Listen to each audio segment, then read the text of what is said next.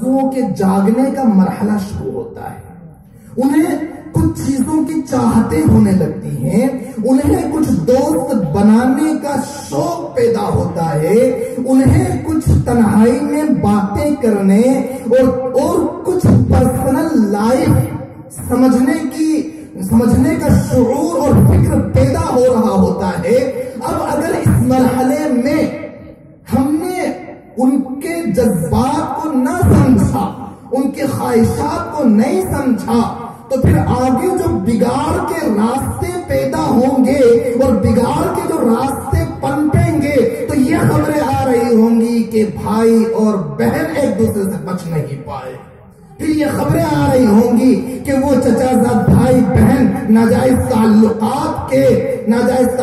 کے در پہ چلے گئے، پھر یہ خبریں آ رہی ہوں گی کہ وہ سوتیلے بھائی بہن اور سوتیلے باپ اور بیٹی کے ناجائز تعلقات قائم ہو گئے۔ میرے بھائیو، یہ وہ مرحلہ ہے کہ خواہشات، جذبات، آرزویں، امیدیں انگڑائی لے رہے ہوتے ہیں۔ اب اگر باپ نے اپنے بیٹے کو اپنے ساتھ دوست بنا کر دوستی والا رویہ ظاہر نہیں کیا، باپ بھی ہو آپ اور ساتھ میں اچھا دوست بھی آپ کو بن کر زندگی گزارنی ہے، آپ ماں بھی ہو اور اپنی بیٹی کی سب سے بیسٹ فرینڈ اور سب سے اچھی سہیلی بھی ہو، اگر آپ نے اچھے دوست ہونے کا فریضہ انجام نہیں دیا تو پھر وہ کسی نکڑ کے اور کسی چوراہے کے اور کسی گلی کے اور کسی چوراہے کے وہ کسی اور کو، کسی اور دوسرے مزاج رکھنے والے، کسی دوسرے ذہن رکھنے والے، آزادانہ خیال رکھنے والے، اسلام کے خلاف جس کی تربیت ہوئی ہوگی، ایسوں کو اپنا دوست بنا رہے ہوں گے، اپنی پرسنل لائف ان کے ساتھ شیئر کر رہے ہوں گے، اپنے پرسنل جذبات ان کے ساتھ وہ شیئر کر رہے ہوں گے، پھر وہ اسے اپنا سمجھ رہے ہوں گے اور آپ کو پرایا سمجھ رہے ہوں گے، پھر وہ سہیلی کو اپنا سمجھ رہی ہوگی اور آپ کو پرایا سمجھ رہی ہوگی۔ اور آج کے دور میں تو یہ واٹس ایپ اور فیس بک وغیرہ سوشل میڈیا کا جو زمانہ ہے اور ٹک ٹاک کا جو زمانہ ہے، اس کے ذریعے وہ طرح طرح کے دوستوں اور فرینڈز کو جنہوں نے ذرا سی ریکویسٹ پہنچائی اور انہوں نے ایکسپٹ کی اور ریسیو کیا، اسی کے ساتھ ساتھ وہ اس کے ایسے دوست بن گئے ہوں گے جو جہنم کے کنارے لے جا کر کھڑے کر گئے۔ ہم باپ بھی بنے، دوست بھی بنے، ہم بڑے بھائی بھی بنے، دوست بھی بنے، ہم ماں بھی بنے، بہنیں بھی بنے اور ساتھ میں اپنی بچیوں کی اچھی سہیلی بھی بنے۔ ان کے دلوں میں یہ بٹھا دینا ضروری ہوگا کہ ہم تمہاری مائیں بھی ہیں، ہم تمہاری بڑی بہن بھی ہے، اچھا برا جو بھی کچھ خیال آئے، اچھی بری جو بھی شکشا، میں خاص بات سمجھانے کے لیے آپ کو کہہ رہا ہوں، یہ الفاظ استعمال کر رہا ہوں، اچھی بری جو بھی شکشا تمہیں ٹیچر سے مل رہی ہے، اچھی بری شکشا جو بھی تمہیں ٹیچر سے مل رہی ہے، اس لیے جو ٹیچرز ہوتے ہیں ان کے آزادانہ خیالات، آزادانہ افکار، آزادانہ تصورات اور ان کے آزادانہ پہننا اور آزادانہ رہن سہن اور وہ 2000 2500 اور 3000 میں پڑھانے جانے والیاں اور وہ طرح طرح کے اسلام کے خلاف لباس پہننے والیاں، وہ اپنے آپ کو جب تربیت کا نمونہ نہیں بنا پائی، وہ بیسٹ آئیڈیل نہیں بنا پائی، تو آپ خود اندازہ لگائیے کہ آپ کی بیٹی کو تربیت کیسے مل سکتی ہے۔ کورس ضرور پڑھایا جا سکتا ہے، کتابیں ضرور سکھائی جا سکتی ہیں اور انگریزی کے 2 بول ضرور پڑھائے جا سکتے ہیں، میں اس کا ہرگز مخالف نہیں کہ اسکول نہ پڑھایا جائے، اسکول پڑھائیں، کالج پڑھائیں، لیکن اپنے بچوں کو بناتے ہوئے سنوارتے ہوئے آپ اپنے بچے کو جج بنائیں، لیکن دیندار جج بنائیں جو انصاف والا فیصلہ سنا رہا ہو، اپنے بچے کو ڈاکٹر بنائیں لیکن اس پینٹ اور کوٹ میں لوٹنے والا ڈاکٹر نہیں بلکہ انسانیت والا اور اس مریض کو اپنا بھائی سمجھ کر اور اچھے سے علاج کرنے والا، جیسا کہ امام شافعی رحمت اللہ علیہ نے فرمایا تھا کہ اگر علماء کے بعد امت کا سب سے بڑا محسن میں کسی کو سمجھتا ہوں تو وہ ڈاکٹروں کا سمجھتا ہوں، اس لیے کہ علماء وہ روحوں کے طبیب ہیں اور ڈاکٹر جسم کے طبیب ہیں۔ اپنے بچوں کو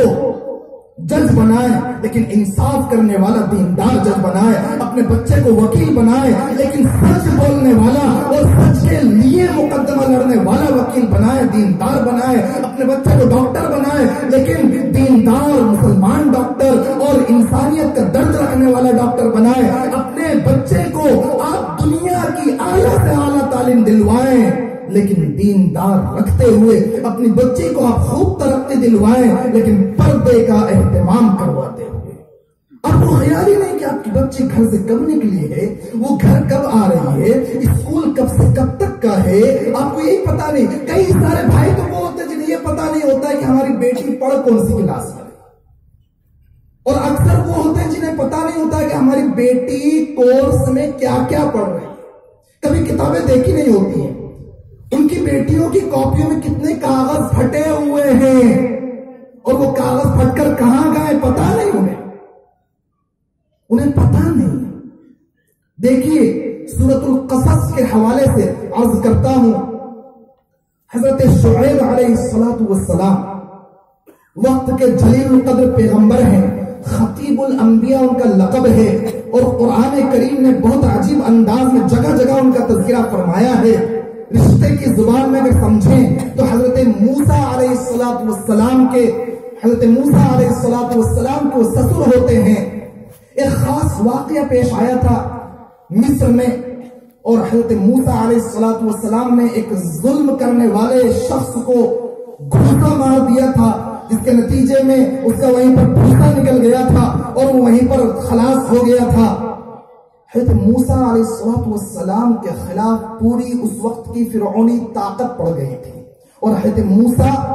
وہاں سے نکلے اور مدین پہنچ گئے، تقریباً ہفتے بھر کا سفر طے کر کے۔ وہاں جب پہنچے تو ایک کنویں کے قریب حضرت موسیٰ علیہ السلام پہنچتے ہیں۔ جو مویشی چرانے والے لوگ تھے تو وہ کنویں پر سے پانی بھر رہے تھے، اور دو نیک لڑکیاں مجمع سے ایک طرف کو کھڑی ہوئی تھیں، شرم و حیا کا پیکر بنے ہوئے۔ حضرت موسیٰ علیہ السلام نے انسانیت کے جذبے سے، ہمدردی کے جذبے سے ان سے پوچھ لیا،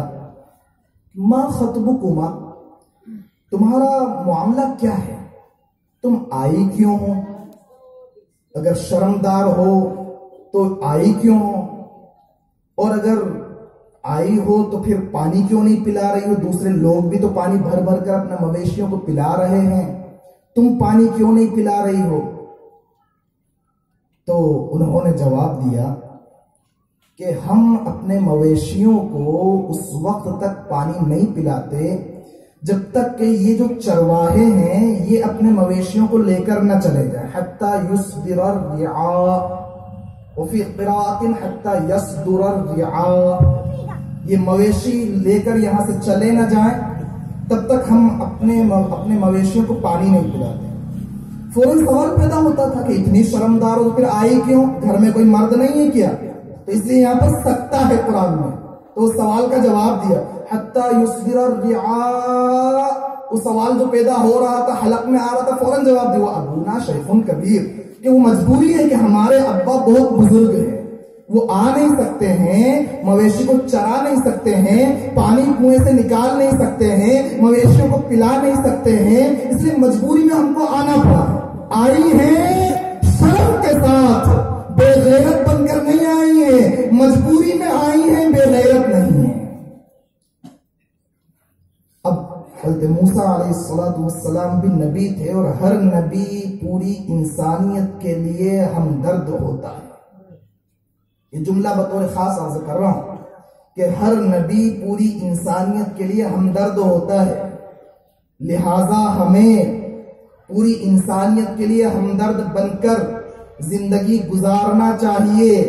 تب جا کر مذہب اسلام کی نشر و اشاعت اور تبلیغ مکمل طور پر ہو پائے گی۔ ہمیں اپنے اچھے اخلاق، اپنے برادران وطن کے ساتھ بھی اچھے اخلاق پیش کرنے چاہیے۔ بیمار اگر پڑوسی مسلمان ہے تو اس کی جیسے خبر لینے جا رہے ہیں، تو بیمار اگر کوئی غیر مسلم ہے، آپ کے آفس میں کام کرنے والا آپ کا جانا پہچانا انسان ہے تو خاص طور سے جائیں، اور جانا پہچانا نہیں ہے تو بھی جائیں۔ اللہ کے نبی صلی اللہ علیہ وسلم تو یہودیوں کی خیر خبر لینے بھی تشریف لے گئے۔ آپ کے پڑوس میں ایک یہودی تھا، بیمار ہو گیا، عیادت کے لیے صحابہ کے ساتھ تشریف لے گئے، ساتھ میں اسلام پیش کر دیا کہ کلمہ پڑھ لو۔ اس کلمہ پڑھ لیا، مسلمان ہو گئے، وہ مسلمان ہو کر اس دنیا سے تشریف لے جا رہے، لیکن حضور گئے تھے اصل عیادت کے لیے۔ حضرت یوسف علیہ السلام جیل خانے میں ہیں، لیکن جیل خانے میں وہاں پر بھی ارباب متفرقون خیر ام اللہ الواحد القہار دعوت پیش فرما رہے ہیں، اچھے اخلاق پیش فرما رہے ہیں، جیل میں ہیں، اور وہاں سوچھ بھارت والا ابھیان جو اب ہزاروں برسوں کے بعد چلایا گیا ہے، وہاں جیل کی صفائی ستھرائی کا خیال رکھ رہے ہیں، بیمار لوگ ہو رہے ہیں، عیادت کر رہے ہیں جیل کے اندر، اگر کوئی غم زدہ ہے اسے تسلی دے رہے ہیں، یہاں تک کہ جیلر کہتا ہے کہ اگر میرے اختیار میں ہوتا تو میں آپ کو آزاد کر دیتا، اس لیے کہ نبی پوری انسانیت کے لیے ہمدرد بن کر آیا ہوتا ہے۔ میرے بھائیوں، ہم اپنے مسلمان بھائیوں کے ساتھ ساتھ پورے برادران وطن کے بھی ہمدرد بن کر زندگی گزاریں۔ یہ کہاں لکھا ہے، کون سے قرآن میں لکھا ہے، کون سی حدیث میں لکھا ہے کہ بد نظری صرف اور صرف مسلمان ماں بہنوں سے حرام ہے؟ کہاں لکھا ہے؟ اللہ نے تو یہ فرمایا ہے قل للمؤمنین یغضوا من ابصارهم ويحفظوا فروجهم، نبی جی مومنوں سے کہہ دو کہ وہ اپنی نگاہوں کو نیچے رکھیں اور اپنی شرمگاہوں کی حفاظت کریں۔ یہ نہیں کہا کہ مسلمان خواتین سے نظریں نیچی کر لیں اور شرمگاہوں کی حفاظت کریں۔ اسلام چادریں اچھالنے کے لیے نہیں آیا ہے، وہ تو سروں پر دوپٹے اڑانے اور چادروں کو پہنانے آیا ہے۔ تو نبی تو پوری انسانیت کے لیے ہمدرد ہوا کرتا ہے۔ میرے بھائیو، حضرت موسیٰ علیہ السلام جو وہاں پر موجود تھے، انہوں نے جب دیکھا کہ یہ صنف نازک ہیں، کمزور ہیں، ایک طرف ہیں، تو حضرت موسیٰ علیہ السلام کے دل میں ہمدردی جو تھی وہ جاگی، اور فوراً آپ نے پانی نکالا اور پانی نکال کر مویشیوں کے سامنے پیش کر دیا، جس کی وجہ سے انہوں نے پانی پلا لیا اور گھر روزانہ کے معمول کے مقابلے میں جلدی پہنچ گئے، اس لیے کہ روزانہ پانی خود نکالتے تھے، لوگ پلاتے تھے، وہ چلے جاتے تھے، اس کے بعد پھر یہ پانی نکالتی تھی، پلاتی تھی اور پھر جایا کرتی تھی۔ آج روزانہ کے مقابلے میں ذرا جلدی گھر پہنچ گئی۔ تفسیر قرطبی میں علامہ قرطبی رحمۃ اللہ علیہ نے لکھا ہے کہ حضرت شعیب علیہ السلام نے اپنی ان دونوں پاک باز شرم و حیا کی پیکر بیٹیوں سے پوچھا کہ بیٹیوں آج جلدی کیسے آ گئی، آج جلدی کیسے آ گئی؟ انہوں نے کہا کہ ہم کو ایک بھلا انسان مل گیا تھا، اس نے ایسا ایسا کیا۔ اس سے یہ معلوم ہوا کہ اگر کسی انتہائی ضروری کام کی وجہ سے، الفاظ کو ذہن میں رکھیے گا، کسی انتہائی ضروری کام کی وجہ سے اگر ہماری بہن، ہماری بیٹی اور میری مائیں بہنیں خود بھی سنیں کہ اگر آپ کو کسی انتہائی ضروری کام کی وجہ سے گھر سے باہر جانا پڑ رہا ہے، تو میرے بھائیوں میں آپ سے کہنا چاہوں گا کہ آپ کی نظر ہونی چاہیے، آپ کو پتا ہونا چاہیے کہ کام کتنی دیر کا تھا اور ہماری بیٹی اور ہماری بہن گھر میں آ کتنی دیر میں رہی۔ کہیں ایسا تو نہیں کہ کام آدھے گھنٹے کا تھا اور وہ 2 گھنٹے میں آ رہی ہے؟ آپ کو پوچھنے کا حق ہے، آپ پوچھیں۔ ادب کے دائرے میں رہتے ہوئے، سنجیدگی متانت کو برقرار رکھتے ہوئے آپ معلوم کریں کہ آپ کہاں تھیں، اتنا وقت آپ کو کہاں لگ گیا؟ 2 گھنٹے کا کام تھا اور آدھے گھنٹے میں آ گئے۔ کس کی گاڑی مل گئی تھی؟ کس کی گاڑی مل گئی تھی؟ کس کی لفٹ مل گئی تھی جس کی وجہ سے یہ آدھے گھنٹے میں آ گئی؟ آپ نے 500 روپے دیے تھے، اس کے پاس 1000 روپے موجود ہیں، آپ نے 800 کا سوٹ دلوانے کو کہا تھا اور آپ کے خرچ کیے بغیر اس کے پاس 1800 کا سوٹ آیا کہاں سے؟ میرے بھائی یہ وہ باتیں ہیں جنہیں عام طور پر انڈر دا کارپیٹ کر دیا جاتا ہے. گندگی تو ہر جگہ ہوتی ہے، دھول تو ہر گھر میں آ جایا کرتی ہے، گرد و غبار کہاں نہیں ہوتی ہے، لیکن کیا اس کا مطلب یہ ہے کہ ہم گرد و غبار کو گھر کے اندر رہنے دیں؟ کہ ہم گھروں کے اندر جھاڑو نہیں لگایا کرتے؟ تو ہم اپنی بیٹیوں کے سلسلے میں اتنے کوتاہ اور اتنے غافل کیوں ہو جاتے ہیں کہ جس کی وجہ سے یہ سرخیاں اور یہ بریکنگ نیوز چھپ رہی ہوتی ہے اور آ رہی ہوتی ہے کہ فلاں کی بیٹی فلاں کے ساتھ بھاگ گئی. یہ جو 10 سال کا مرحلہ ہوتا ہے بچوں اور بچیوں کا، یہاں سے خواہشات اور جذبات اور امنگیں اور آرزویں یہ انگڑائیاں لینے لگتی ہیں. یہاں یہ جو دماغ ہے، اس دماغ میں جیسے کمپیوٹر ہوتا ہے اس میں الگ الگ فولڈرز ہوتے ہیں، اسی طرح دماغ میں یہ جو کمپیوٹرز وغیرہ بنائے گئے ہیں یہ سب دماغ کو ہی سامنے رکھ کر بنایا گیا ہے. اور جتنی مشینریاں تیار کی گئی ہیں یہ سب انسانوں کو اور حیوانوں کو سامنے رکھ کر تیار کی گئی ہیں. تو یہ جو دماغ ہے اس میں ہر چیز کا الگ فولڈر ہوتا ہے. اس میں خواہشات کا، منصوبوں کا، آرزوؤں کا، محبت کا، عشق کا، تمناؤں کا ایک خاص فولڈر ہوتا ہے. اگر اس فولڈر میں اگر ہم نے اللہ کی محبت کو بھر دیا، آقا جناب محمد رسول اللہ صلی اللہ علیہ وسلم کی محبت اور آپ کے عشق کو بھر دیا، آپ کے اخلاق کی سچائی کو، آپ کی سیرت کی سچائی کو اور سچ بولنے کو، انصاف کے لیے جینے کو، عدل قائم کرنے کو، دین کے لیے مر مٹنے کے جذبے کو اور قرآن کی سچی محبت کو، تلاوت کے جذبے کو، مسجدوں کی محبتوں کو اور ایک بھائی کی ہمدردی کو اگر ہم نے بھر دیا تو پھر اس میں ناجائز محبتوں کے لیے اس فولڈر میں جگہ باقی نہیں رہے گی، کیونکہ یہ میموری پہلے سے فل ہو چکی ہے. اور اگر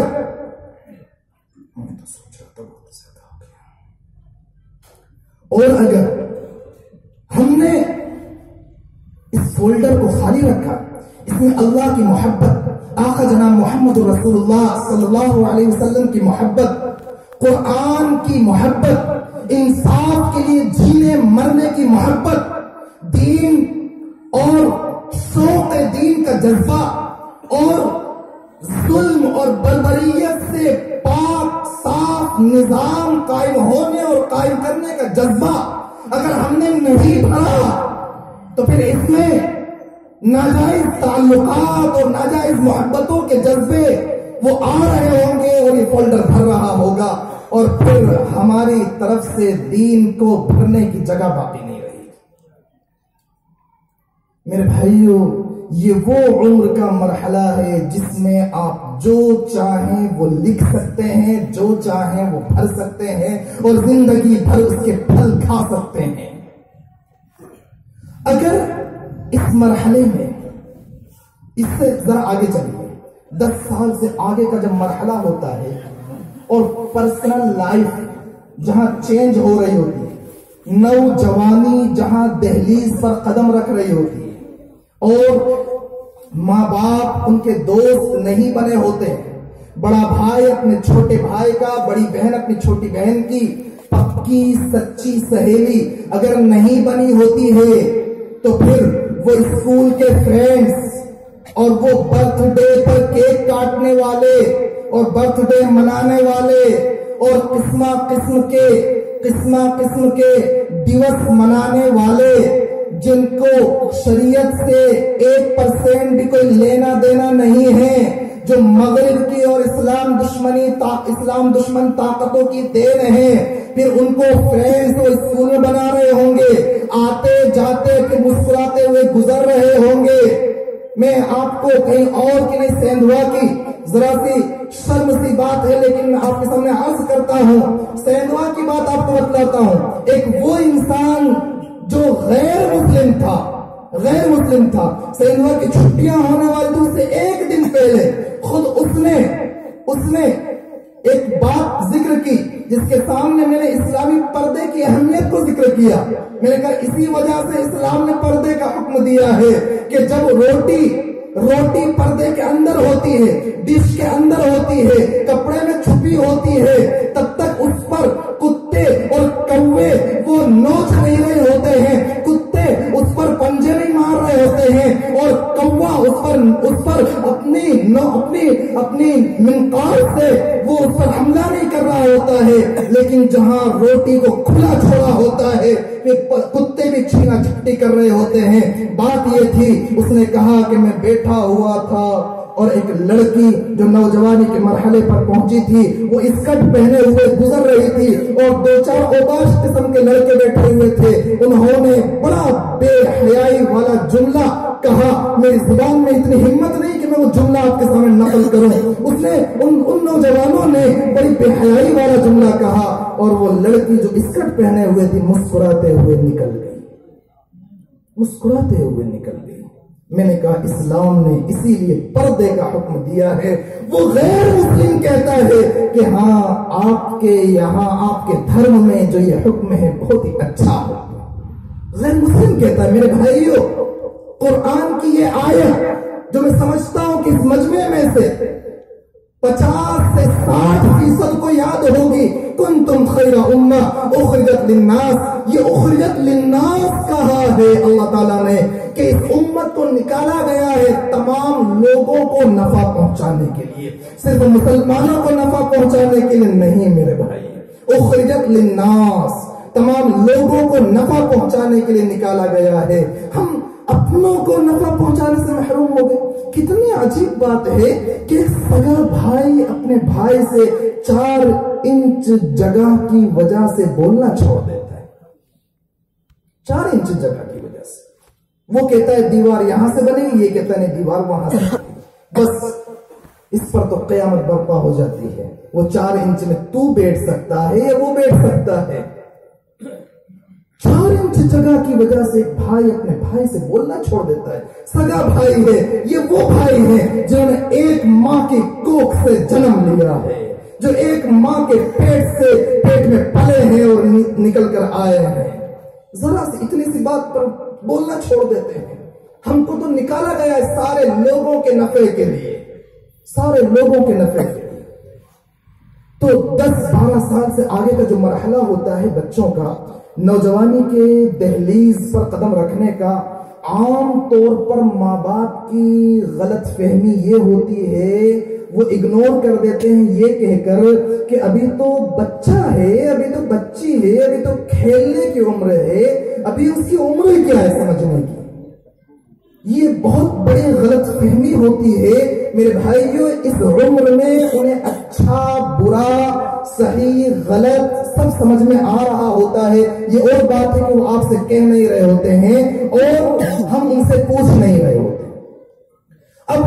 جب آگے کی عمر ہوتی ہے اور وہ آزادانہ پرورش میں پلے بڑے ہوتے ہیں، پھر ان کے فرینڈز بہت زیادہ ہو گئے ہوتے ہیں، آزادانہ خیالات پر پروان چڑھے ہوتے ہیں، اور پھر رات کو وہ دیر سے سو رہے ہوتے ہیں، واٹس ایپ کی دنیا میں گم ہوتے ہیں، ماں باپ بیٹھے ہوئے ہیں، وہ واٹس ایپ پہ گم ہیں، اور وہ ماں باپ کہہ رہے ہیں کہ بیٹے ذرا ایک گلاس پانی تو لے کر آ جا، وہ کہتا ہے یا کہتی ہے کہ ذرا میں گیم کھیل رہا ہوں یا کھیل رہی ہوں، آپ مجھے ڈسٹرب مت کیجئے، آپ خود نہیں جا کر پی سکتے ہیں، کیا آپ بوڑھے ہو گئے ہیں یا آپ کے ہاتھ پاؤں ٹوٹ گئے ہیں؟ اور اگر وہ بچے اگر صبح میں 8, 9, 10 بجے اٹھ رہے ہوتے ہیں، اور اگر وہ سنڈے ہو اتوار ہو اور پھر 12 بجے ان کی صبح ہو رہی ہو اور 4 بجے وہ سو رہے ہو، اور پتہ نہیں کیسے کیسے ویڈیوز وہ دیکھ کر سو رہے ہوں، اور پتہ نہیں وہ کس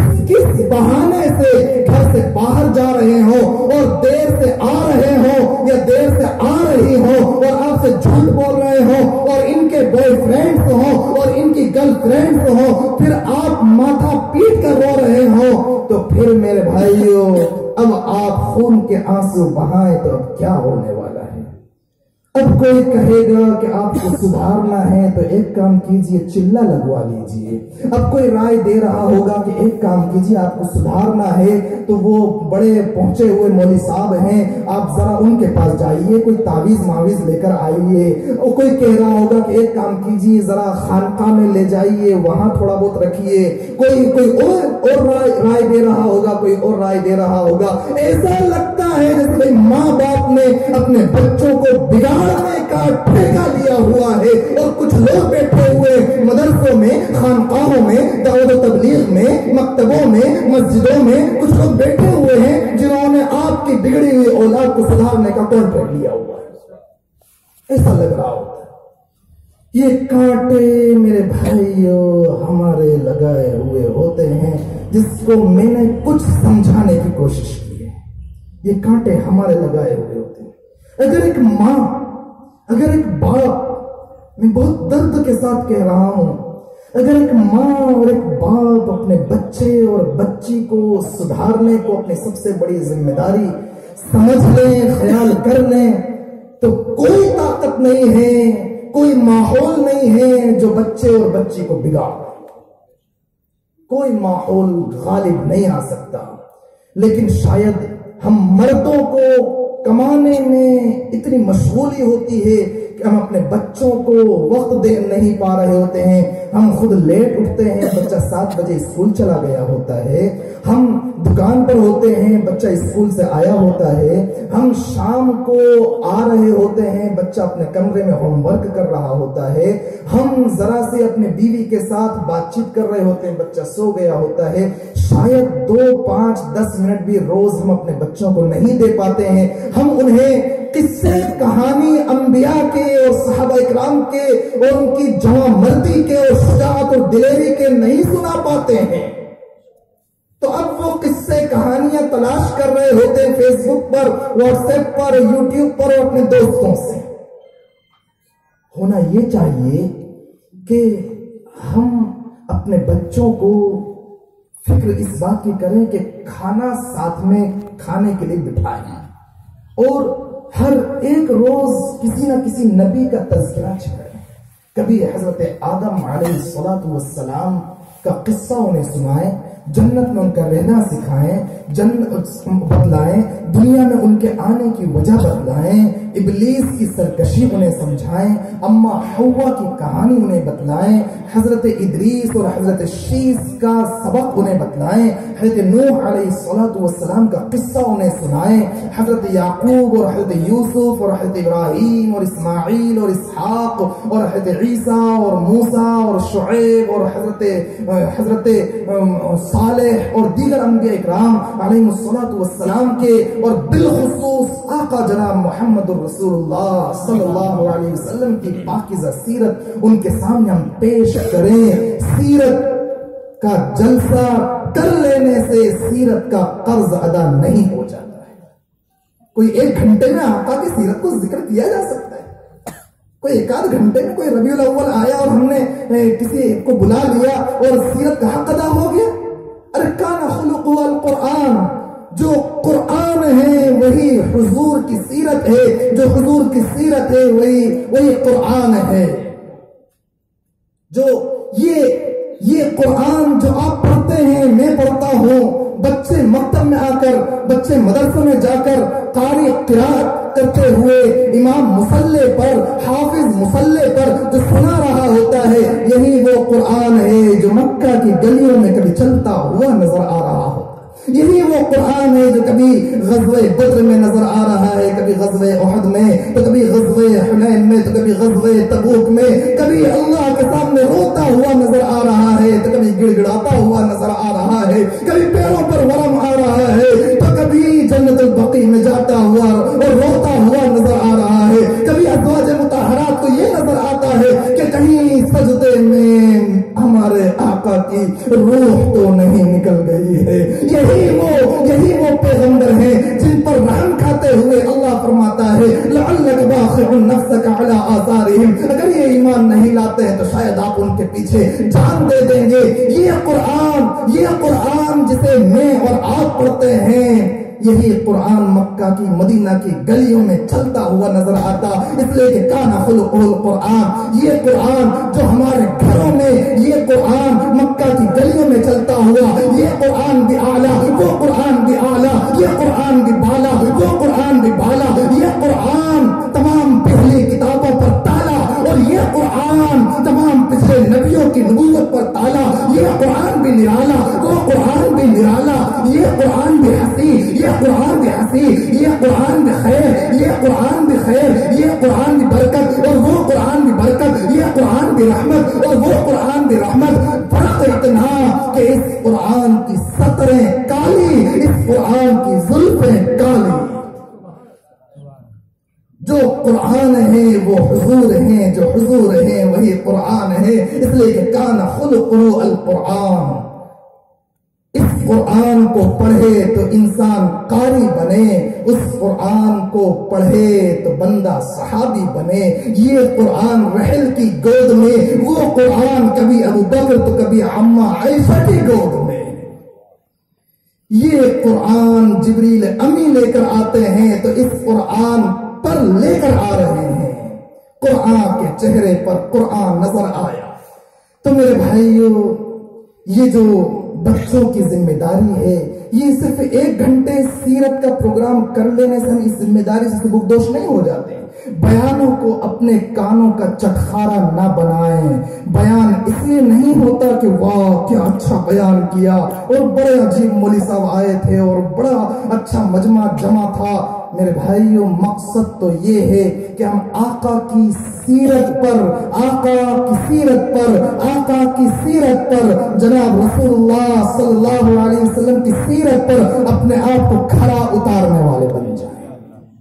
حضور پاک صلی اللہ علیہ وسلم کی سیرت پر اپنی زندگیوں کو ڈھالنے والے بن جائیں۔ اپنی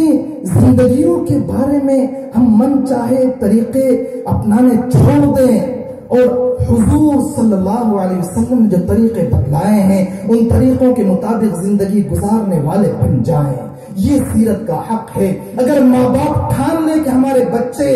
بچوں کی تربیت، بچوں کی پرورش اور ان کا سدھار یہ ہماری سب سے بڑی ذمہ داری ہے، تو کوئی طاقت نہیں بگاڑ سکتی۔ عورت بیوہ ہو، بچہ یتیم ہو، پھر بھی اگر عورت کوشش کر لے تو بچہ سدھر سکتا ہے۔ آپ نے نام سنا ہوگا یقیناً بایزید بستامی رحمت اللہ علیہ کا۔ اتنے جلیل القدر ولی گزرے ہیں کہ جنید بغدادی رحمت اللہ علیہ، بڑا عجیب سا جملہ انہوں نے فرمایا ہے، میں نے جب پڑھا تو میری آنکھیں وہیں ٹک کر رہ گئی۔ ایسا عجیب سا جملہ جنید بغدادی رحمت اللہ علیہ نے فرمایا، جس کو حضرات مؤرخین نے اور لکھنے والوں نے لکھا ہے کہ بایزید بستامی کا ہمارے درمیان وہی مقام ہے جو فرشتوں کے درمیان جبرائیل امین کا ہوتا ہے۔ بایزید بستامی کا ہمارے درمیان وہ مقام ہے، اولیاء میں وہ مقام ہے جو فرشتوں میں جبرائیل امی کا ہے۔ یہ بایزید بستامی کیسے بنے ہیں؟ جب لڑکپن کی عمر کو پہنچے، جس عمر میں بچے کھیل کود میں مشغول ہوا کرتے ہیں، تو ماں کو فکر ہوئی کہ کہیں میرا بچہ کھیلنے والوں کے ساتھ لگ کر کہیں بگڑ نہ جائے۔ لوگوں سے کچھ مستورات